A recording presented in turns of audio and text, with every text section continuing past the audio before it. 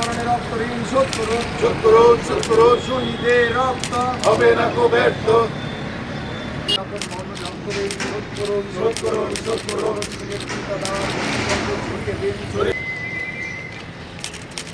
ইনকালাব জিন্দাবাদ, জিন্দাবাদ, জিন্দাবাদ। শহীদ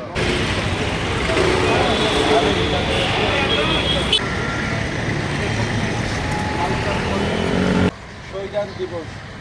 বিপ্লবী ভগৎ সিং, রাজগুরু, সুখদেব আজকে আমাদের সারা ভারতবর্ষের তিন বীর বিপ্লবী ভগৎ সিং, সুখদেব এবং রাজগুরুর 95তম শহীদান দিবস। আমরা যারা ডিওয়াইএফআই করি, আমরা যারা টিওআইএফ করি, আমাদের কাছে অন্যতম চেতনার অন্যতম নাম হচ্ছে ভগৎ সিং।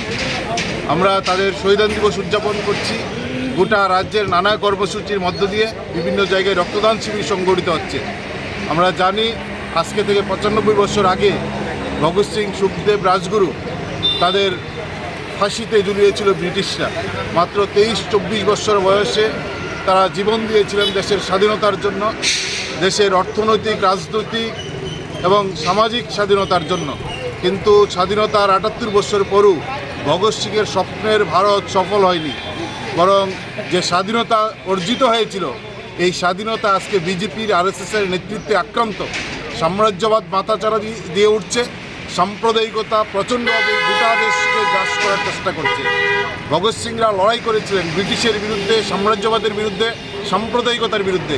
আজ বিজেপি, আরএসএসের নেতৃত্বে সাম্রাজ্যবাদ মাথাচাড়া দিয়ে যেমন উঠছে, সাম্প্রদায়িকতা আরও বিভৎস রূপ ধারণ করছে।